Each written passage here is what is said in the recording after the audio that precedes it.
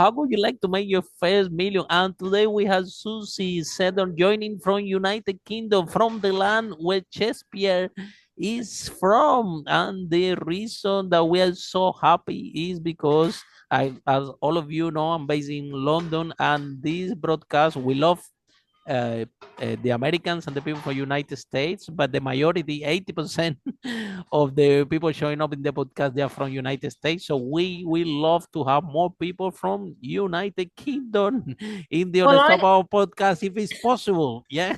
well, So I live in Stratford upon Avon for all of the listeners, where Shakespeare was born. So I'm literally about half a mile from the theatre. very good, very good. We're so happy to have you. So Thank you. I'm Susie, happy to tell be us, here. Susie is a sales coach and a mentor, and for women business owners and professionals who feel disillusioned with traditional masculine sales tactics. She also an author of the book that talks about the subject. I think sell like a woman. I like the cover a lot. Yeah, fun is fantastic. So Susie, tell us, what are the 5 steps that female entrepreneurs, yeah, because you coach females, so I'm gonna make it the question more specific.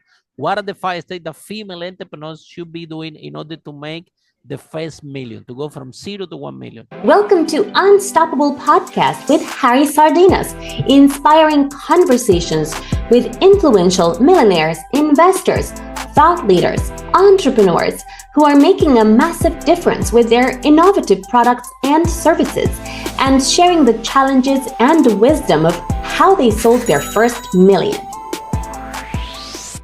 Okay, Harry. So the first thing to say is obviously there aren't just a whole bank of things for women and a whole bank of things for men. There is some crossover. And one of the first crossover points is knowing what you're really good at, what you really, really shine at. People call it your zone of genius. It's the thing that you could, if you were thrown into a group of people in the next 5 minutes, you could talk about it for an hour without actually looking at notes. It's the thing that's inbuilt into you. Now, the first thing that people make a mistake with, Harry, in being an entrepreneur is they talk themselves into doing something kind of a little bit similar, but not in their genius line. And so the first thing I would urge all the listeners to look at is, am I really in my zone? I like to say to people, keep in your lane. You know, if you're really good at, I don't know, selling barbecues, don't go and sell kitchenware. It's related, but it's not the same. So that's the first thing. For me, mindset is everything. Now, it took me personally some years to realize this.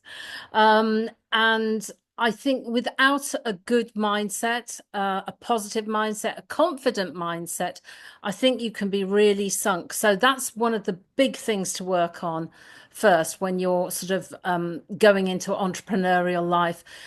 A lot of people go in, Harry, with a sort of, oh, I can do that, but they don't dig down and think, right, if somebody said to me, I'm in a hotel, and somebody walked up to me and said, what do you do? You need to be able to answer that question in 20 words now. Okay, so that's one of the things that you need to work on. So having a good mindset and being able to project what you're good at is great. Well, it's an essential thing, actually. Your energy needs to be high. You need to be really positive, because you know what? People out there are vampiring your energy. They just like to feed off you for confidence, their own confidence. So it's really, really essential that you are confident when you're selling your pitch or your proposition, or just talking about your business or your company or yourself. Just get into that habit of being really positive rather than ifs and buts coming into the conversation. Love what you do. If you don't love what you do, you are going to spend a hell of a lot of time in life doing it and getting pretty miserable. So it's really, really important that you find something that you love and then really be the best at it. And the last one I would say is build relationships, network, find great mentors.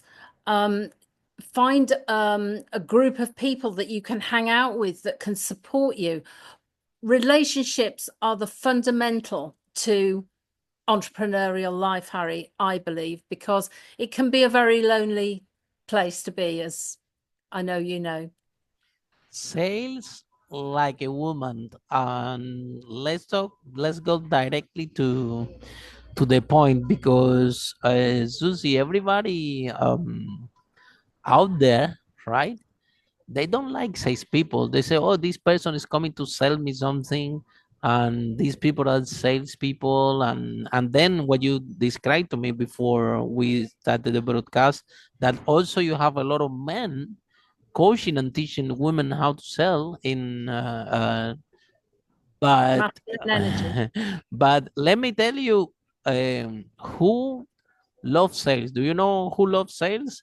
Out of the 500 millionaires that we interview in this broadcast, yeah, Tell me. I haven't find anyone yet that tell me, Harry, you know what, I don't like sales. I hate sales, and sales is not my thing. I'm still, if the audience, you can review all the broadcasts that we have done, 500 multimillionaires, you will never see. So if you want to be wealthy and if you want to make money, you really need to know how to sell. Yeah. So, but then Susie, there is, why do you think there is such a negative connotation about sales out there? And is it really a different way that women should be selling versus men? Tell us a Yeah, bit very more. much so. The thing is, guys, and I have to say this in general, okay, but generally speaking, guys want to fix things. They're more prescriptive. They want a tick list that they can just tick off. You know, they can ask a question, tick, that's the answer. Us girls, we don't do that. We talk around the subject. Now, it might be irritating to some other guys, but that's what we do. You know, how do we feel about things? What do we think about things? You know, so when people, when I start to talk to people myself, when I start to sell myself, it's more as, if you want to say, I've almost got my arm around them. It's more as a more camaraderie. I'm trying to learn what they're facing by facing it myself, rather than being opposite them and coming up with my energy like this. I've gone beside them to try and work out what's going on that way. And of course, the thing is, if you can make relationships, friendships, and business relationships easily, where people feel at ease, they can just open up and they can start to tell you the things that are really bothering them. Because a lot of people actually don't tell you, firstly, what the problem is. And sometimes you have to go down the layers to actually understand what they're facing and what they're trying to fix, as it were. So you have to not do that to people head on. You have to make the relationship, join with them as a person on their team almost to face the problem, and then try and work out the details together. Lots of questions, lots of open questions, not sort of anything that they can answer yes or no. You want to ask them a nice open question. You know, how would it be for you in the next 6 months? You know, if we could get things working, that you would sell 500,000 units or whatever. They would then answer, wow, well, that would be amazing. They can't answer that question yes or no. That's my point. So that's the sort of thing you've all got to sort of think about doing, making lots of open questions. So they're doing most of the talking, not you doing most of the talking, because anytime a salesperson is doing too much talking, that is really bad. That's where people enter the territory of being perceived as pushy and icky and all the rest of it. You've really got to sort of, you know, hunker in there and sort of get some trust, basically. And you can't do that by being prescriptive and firing questions 10 to the dozen. It just doesn't work. Creating rapport, something that, and I love what you just shared here, that rather than be opposite front to front in front of the client to be by the side. This is something that I personally use it a lot in my early days. I was have a rent business in London, and I remember when I was doing the viewings, I was even deeper than that, right? Because rapport, create the relationship, is the most important, not the most important thing, but it's the very first step, and you cannot go to the next one if you don't, if you don't do this properly, because at the end of the day, people have to like you and trust you, especially Exactly. if it's a high ticket product. Yeah. And I remember I was exactly doing like you said. I was always working by the side of the prospect, yeah. And there is something that there is a technique as well, that if you ask a question to the person, right? You ask a good question, like, tell me about your children, about your family, about your mom, whatever. They're gonna look to a certain particular direction, and if you ask the question, tell me what do you dislike the most, they gonna look to another side. So basically, they have a positive side and negative side, and sometimes I was by the side of the negative side. And when I ask the question, I'm so happy myself being at least in There's the positive. That's gonna else. make me my report journey psychologically more easy. And I remember, Susie, the other question, because you need to start with exactly like you said, the open question.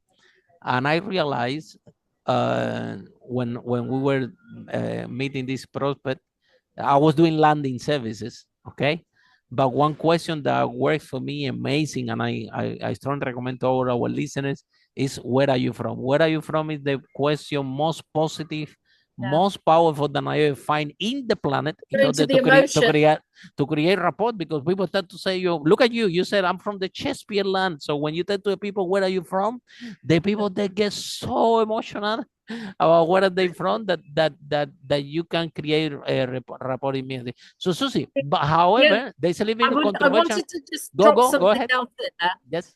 The other thing is when you start to open people up, as it were, like we're saying, not everything they talk about will be of use to you today. But you know what? You often find some golden nuggets. And the golden nuggets you put in your back pocket for another day, because what you're hoping to do with this person that you're forming this relationship with is form a long-term relationship. 100%. So it may be that I have a course which is appropriate to you in 2 years' time, but it's not appropriate today. And you might have said something that I'm thinking, aha. So I'm going to stockpile my golden nuggets for another time and know that you've got an interest in that area, which I will in due course bring forward. 100%, Susie, and exactly, because like we always share, people buy not when you're ready to sell, when they're ready to buy. And sometimes create but creating that rapport, Susie, that you described, is so important. And doing honestly, doing actually, from, because the person need to know you as a person Exactly. first. They need to like you and trust you.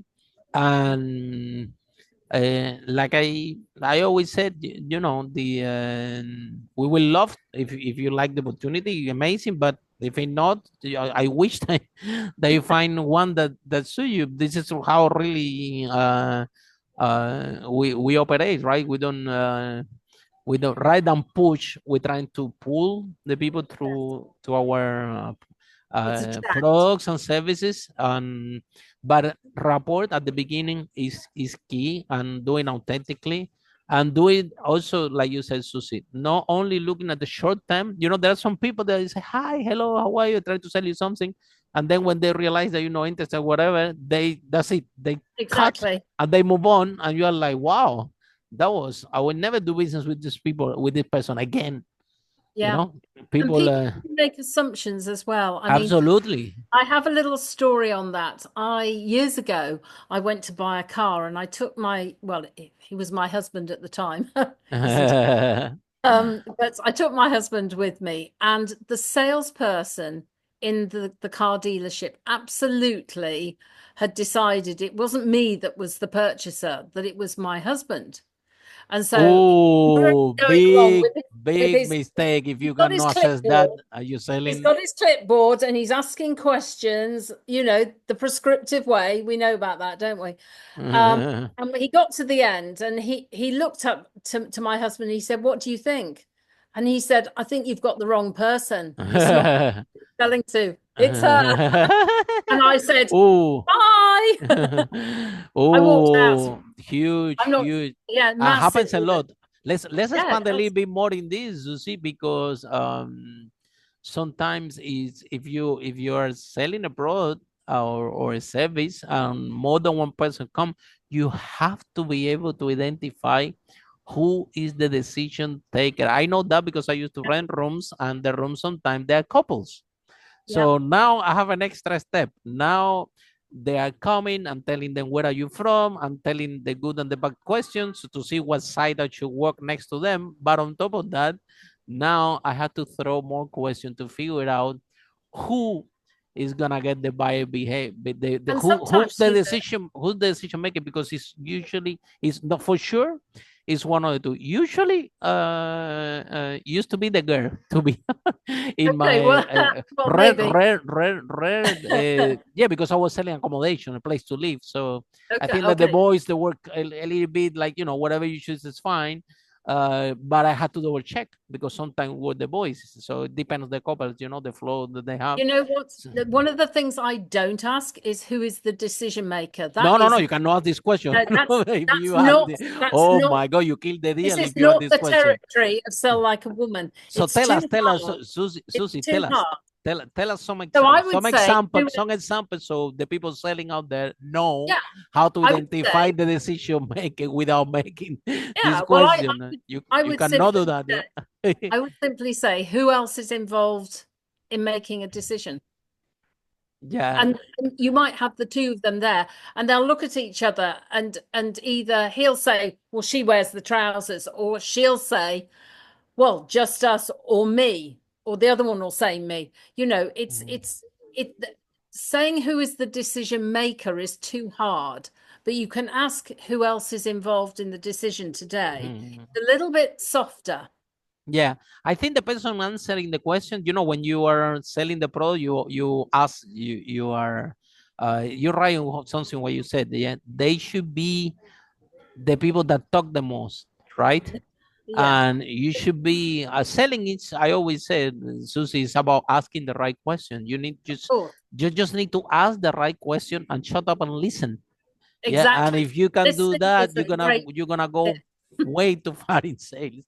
Just ask the right question. But when you're asking the right question, whoever answered the question and talk more and ask you more questions, sometimes give me an indication, in my experience, that could be the decision maker out of the both or out of the group. However, you still need to go through this one all the way, and you have to pay attention to both, because even if somebody asking all the questions, could be that the boy hasn't said anything in the whole thing, and you ignore that person going and thinking that is the girl who's gonna take the buying behavior, and then the second person thinks, and remember, it's a room, they both are gonna live there. You cannot just left someone out, because sometimes even this person doesn't say anything. It's actually who had the money, and the only thing that they will say in the whole conversation, we say yes and pay you and take the money out of the pocket, because that happened to me. So, but it's still trying to ask questions to find who the decision maker could be a key. That's why I like asking who else is involved in this decision, because it could be they look at each other and say the bank manager. No, it could be the parents. In my case, so it's a more useful question. Also, it shows you in body language who turns to who and says, Do you want to answer that or something? You know, you get Not to so observe a lot when you're selling. Observe and listen, yeah, you've got to have all your senses going.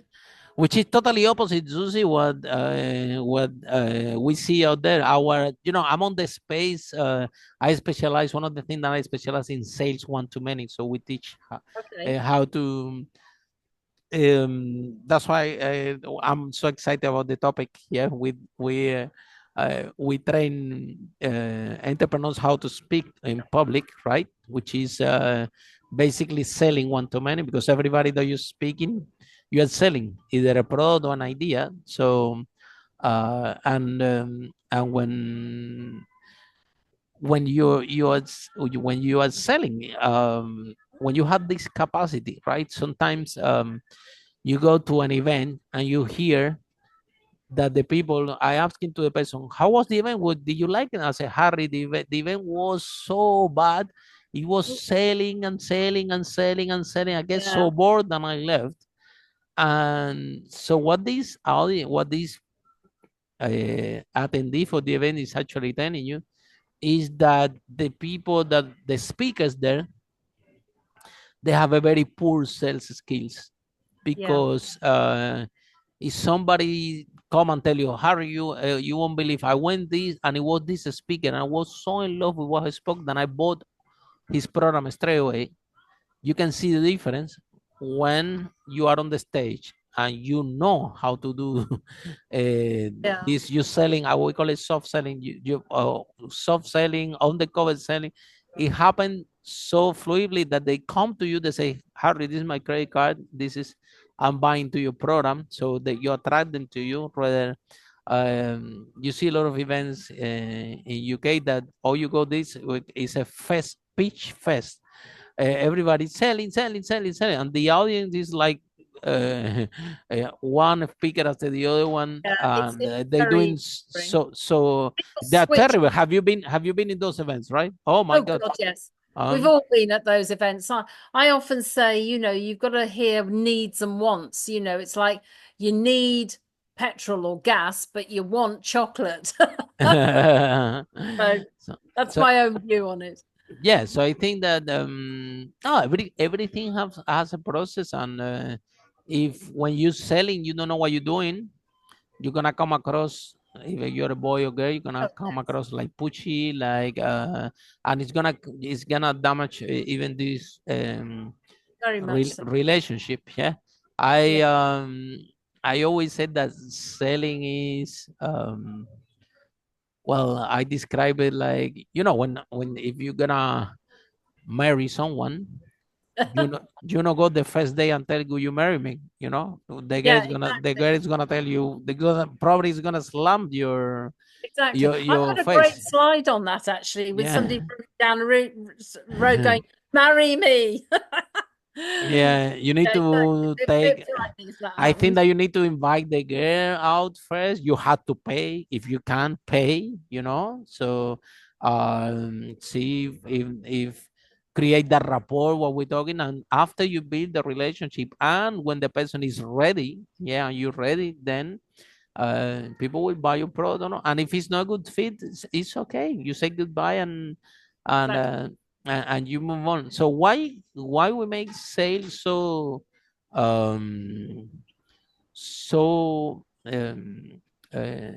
difficult stereotype? And in this broadcast, for example, we have a lot of entrepreneurs, tech entrepreneurs, and that we have I work a lot with founders, but there are some founders, especially that they are in corporate or moving from corporate to entrepreneurship, right? And they're saying, Harry, my business is not growing. I'm failing. I put so much money and energy in this business that is not growing, and they hate sales. They don't like sales. They want to delegate this. They don't want to hear about it. They want to give a tiny percentage of the company. Listen carefully, a tiny percentage of the company to the people that is gonna drive the sales, because I'm very little commission. and they want the company to succeed. And I'm telling the guys, if you don't sell, you have nothing. Your company was zero. So do you think that you have all the, you see some company structure, especially startups, and all the shares, all the equity, all that go to product development and everything, and then sales and marketing, they don't even want to give them anything, or then very little commission, and you see this social balance, and then of course they end up in a huge collapse. So what, Susie, do you think, why people think that your business, that you have a chance that your business will succeed if you're not passionate about sales, if you don't want to learn about sales, or if you at least excited about your business partner 50-50, that or the business partner that is a sales expert? Why? Okay. Tell us.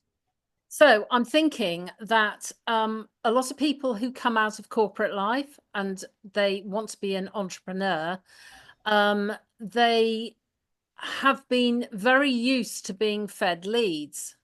Now, I agree with you. Is a danger zone. It's great. It's great. If everybody gave me leads every day of the week, great. I could make great numbers out of that opportunity. But the fact of the matter is, when you enter into entrepreneurship, nobody is really giving you any leads on a, you might get some recommendations and things. But you have to design the whole sales process from A to Z yourself, yeah? Or to have a so coach like you. That would be exactly helpful, yeah? You have to realize from day one that you're in charge of the whole of the pipeline. It's not just the bit off the top where it goes cha-ching and the money drops out. You've got to think about, right, where am I going to get what is my message? Where am I going to get it out to? Who are the people that need my service or program or product? And where do they hang out? And what hook do I need to pull them in? So hook meaning, an attractive statement that they might be thinking themselves in their head. And it's like, oh, that person's talking to me. And all of that sort of stuff. So it's not just a case of opening the doors for business and hoping for the best. You have to be responsible for the whole funnel, the whole business funnel. And so naturally it goes hand in hand that you really do need to know about sales. Now, I remember, I'm going to go back to my ex-husband again, I'm afraid, but he was a lawyer, and he used to say to me, Susie, he said, I'm not a salesperson. I said, I think you'll find you are. Now, a lot of people do not want to associate themselves with being in sales because it's a bit of a dirty word, but you don't have to see it like that. If you don't act like a pushy, of course it's selling. Why you said that what the profession was a lawyer? Yeah. Of course it's selling. He had to convince. But He had selling an idea. That was his feeling. So, and there were all sorts of things that I could fix within what he was doing, because naturally I became, well, gosh, I've been in sales a long time.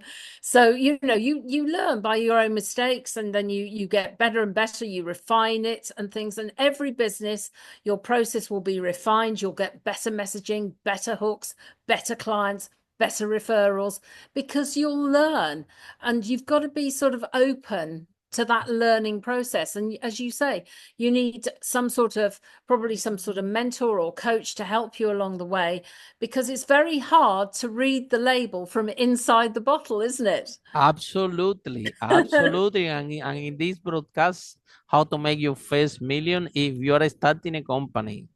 Even if you're selling your product, this I can tell you, in my opinion, the first coach or mentor that you should be bringing to your startup business is a marketing and sales coach, because especially in this 0 to 1 process, particular in that one, when you depend on the client, and if you don't have Yeah. client, you have nothing, because going from 0 to 1 million, you are depending on the client. If you don't Yeah. sell your product, you have nothing. You go out of business, and that's the reality. It And there's doesn't matter another if you're thing a tech here. business. It doesn't matter if you're a tech business. It doesn't matter if you're a property business. It doesn't matter which business you are. If you don't sell your product, that's it. There is no more second chance. You're out of business at the end of it. I also want to add something else here, Harry. You know, as the owner of a new business, it's really important that you put your stamp on that business, because, you know, the way you conduct yourself will be the way that your subordinates will act.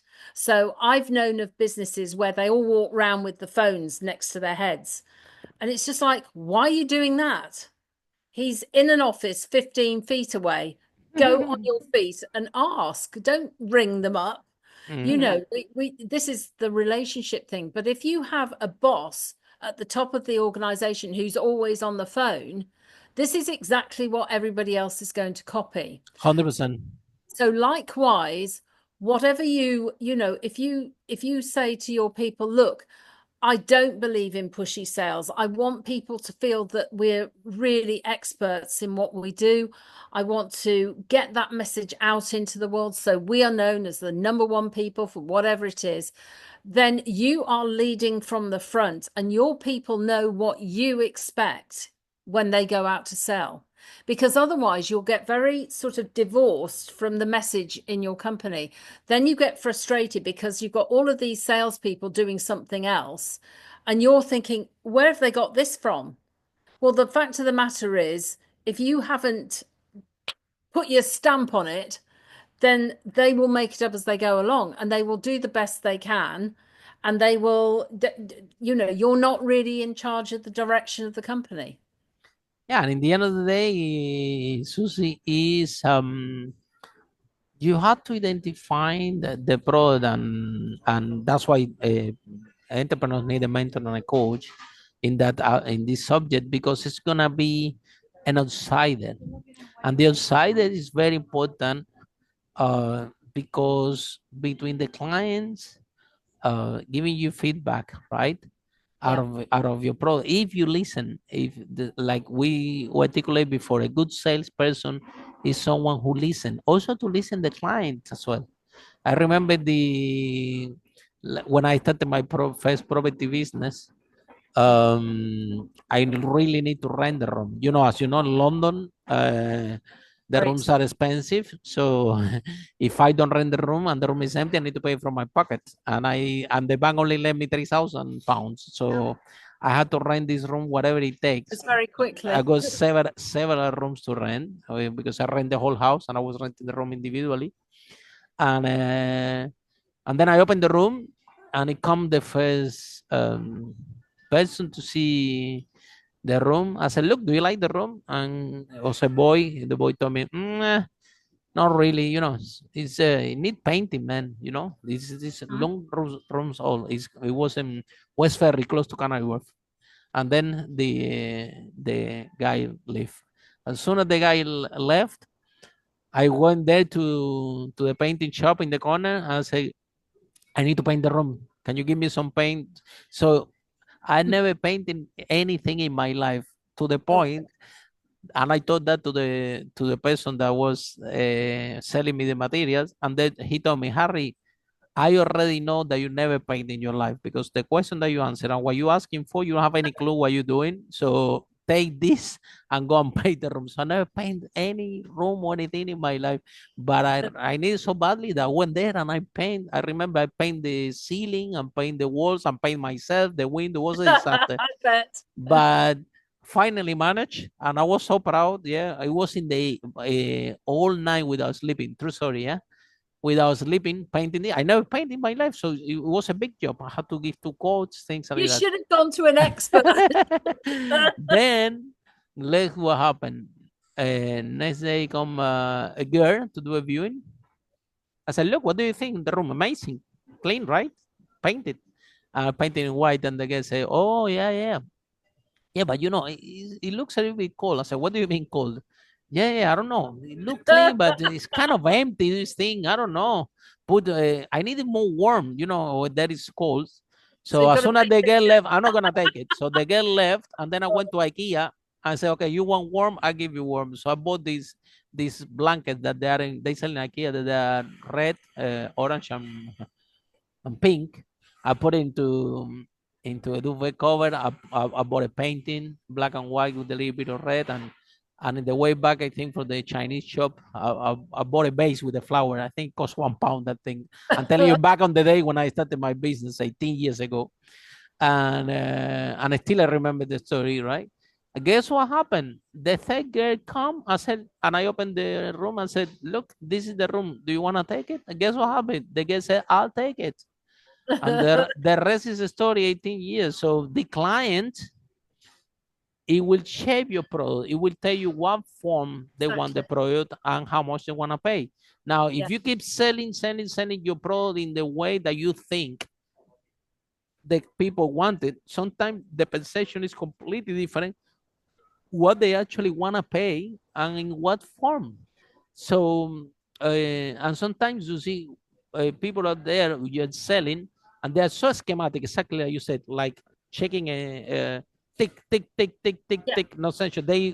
Some of them, they even had the objections all written, and they had to learn by heart how to become the objections that the the people, the human touch, that connection throughout that report that you created at the beginning. If you don't create and nurture this report through the whole process, you're not gonna close. Yeah, you're gonna find yourself that you're You talking know with a lot what? of people, but not closing, right? What people don't often realize is, I mean, I rarely have to close my people. Wow. They say I to me, believe.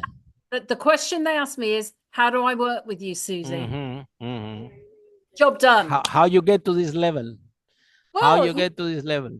just the general flow of the questions, and they realize I'm almost in their head. I'm almost like in their head because I've listened, I've asked a lot of questions, and they're feeling safe. And then it's like, well, who If do I you're need to, I They need have the her. best, they know that you're gonna help them for real.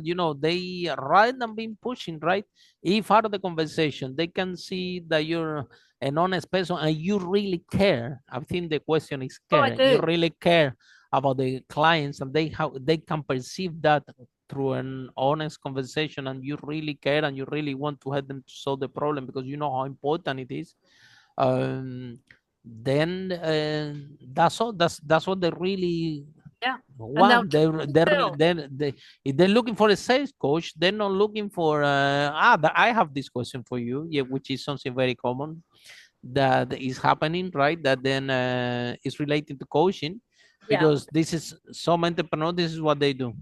They go there, they say, okay, I want a sales coach, and then they go to Facebook and they find a sales coach with a Lamborghini and a luxury multi-million house, and they say, okay, this is the sales coach that I want for me. And then they charge them a lot of money, they get a little value, and then they say, Yeah. oh, coaching doesn't work, and I will never hire a coach again. I will figure out this myself.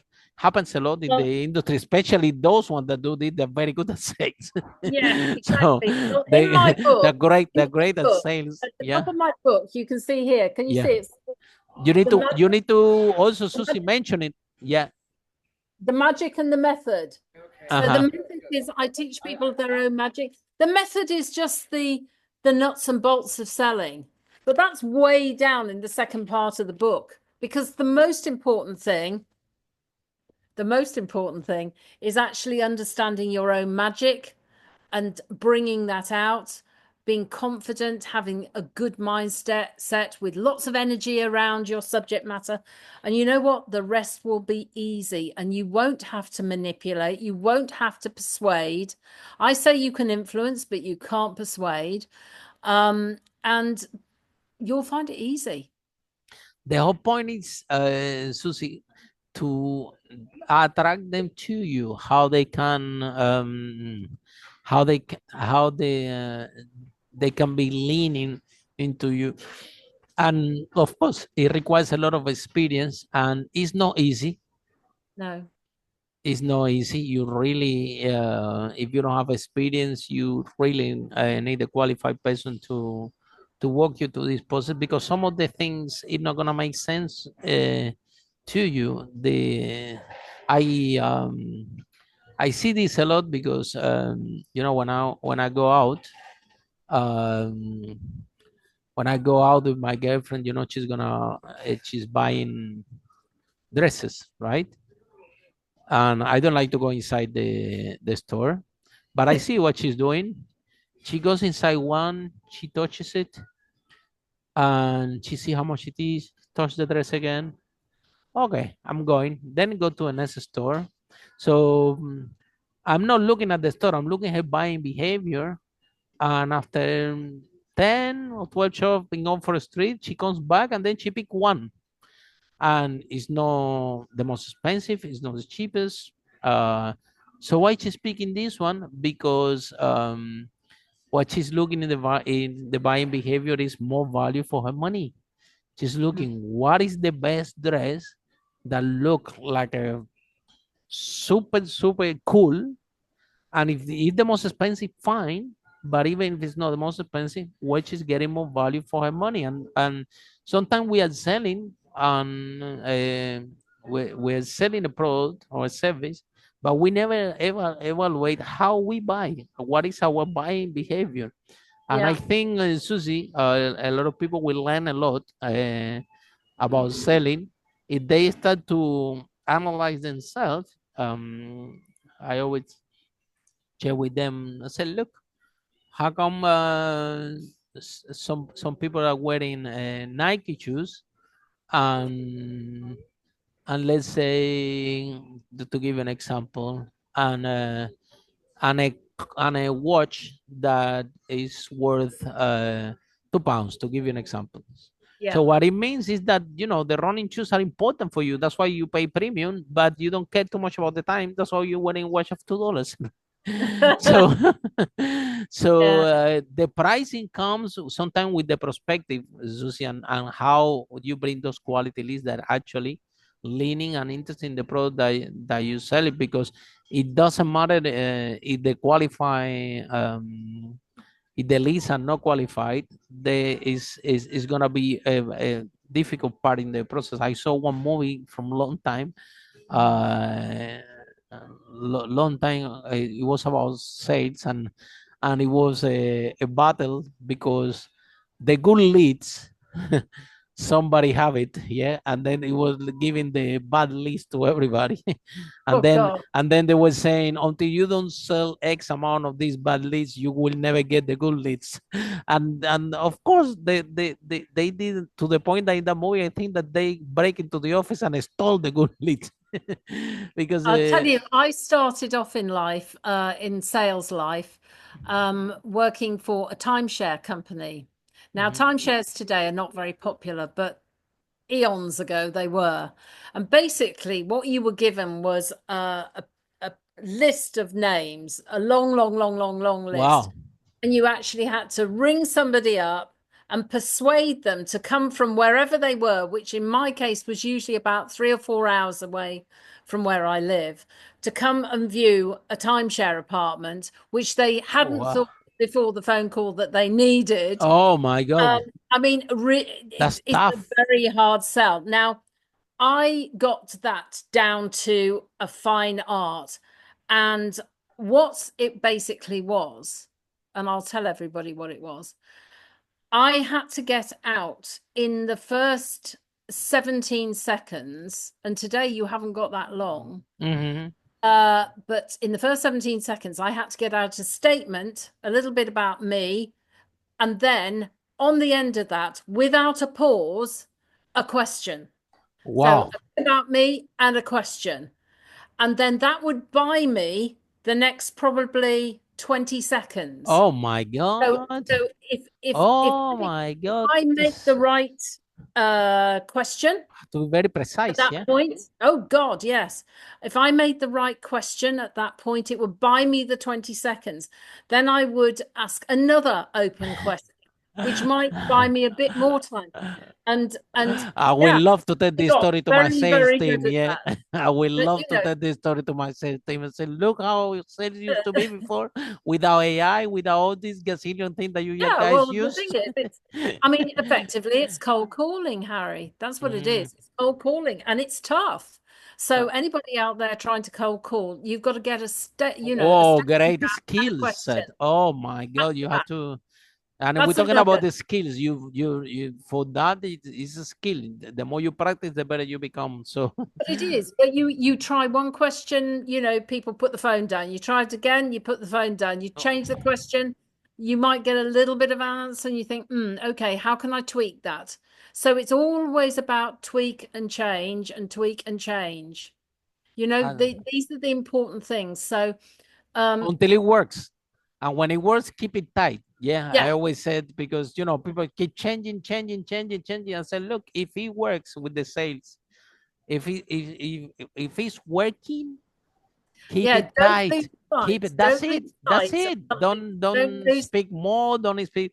If I mean, of course, we're talking about processes and sales in volume, Yeah, but sometimes people get overexcited. I said, look, it's very difficult, Susie, to find this spot to arrive to this trial and error in the sales process exactly. until you know what to say. However, one is working, that's it. You have to Yeah, keep it tight because yeah. otherwise, if you keep adding and creating more how to make it better, The thing is, then goes worse, right?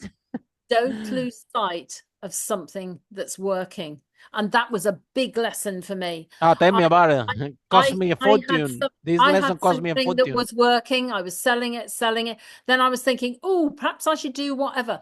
You know what? I lost sight of something that was selling. Tell me I about it. changed it and messed the whole thing Been up. there, done it. Tell me about it. Yeah. So So that's that's another why. big That's why we've been. If you're an entrepreneur listening this broadcast and you are in the route from 0 to 1 to making your first million, specifically in this market, I strongly suggest you to bring a sales coach on board. And if you're a woman, look, you have an expert in women, Yes. how to And set I the run. product. Look, there you go. So I even also run a 3-day event. oh wow, a 3-day event, very A good. 3-day event, and What you is it, can online or no, I do it on Zoom, on but it Zoom? has this workbook, and we Workbook is work very the good. whole I like thing it. in 3 days, and you go away with stuff done. That's the Very, point. so Stuff how is people done. so how people can go to this webinar? Tell us, and how Okay, people can so buy your book. okay, And if so they want to my, find you, how it's this an process Amazon works. number one. It's an Amazon #1 bestseller, so it's available Amazon worldwide. So let's Okay, repeat the title again, because for Sell the like people that a woman. listening in the car, so the title of the book, guys, is said, guys and girls, is Sell Like a Woman, Suzi Seddon. Yeah. And Okay. yeah, very good. Happiness. What it says there in the Honest. harness your feminine superpowers so you can sell with ease, noiseless. Oh, I like it. Okay, so there's that. You can get me on Instagram. I'm at the Suzi Seddon, as in TH. It's a bit like the Donald Trump, but this time it's the Suzi Seddon.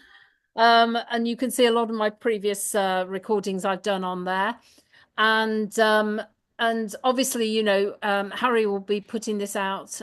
So anybody responding in the comments saying, Suzi, come and find me or something, just DM me or whatever. If you're interested in attending one of my Sell Like a Woman 3 days, just come and find me.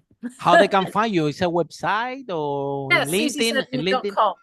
Ah, okay. So okay, if you So would again, like to, that's how you spell my last name. So it's suziseddon.com. very good. SuziSeddon.com. You go to this website and you can attend to the 3 Yeah, days and just send me event. a DM. You know, I'm not all about forms and things. I like to hear you. You know, we'll probably have a chat even before the 3 days, just because I'm that sort of person. You know, And then, and I don't want people to think that if they're a guy that I don't talk to guys. You know, one of my recent customers was an artist, a male artist. oh He wow, wants the hard sell. you definitely need to learn how to sell if you're selling art. Exactly. Oh, that's a tough one. Somebody else Yeah. was a guy who ran a cleaning business, which was full of females. Wow, But completely he didn't know. different. So I can nip and tuck to any form. So just come and talk to me. Just come and talk to me.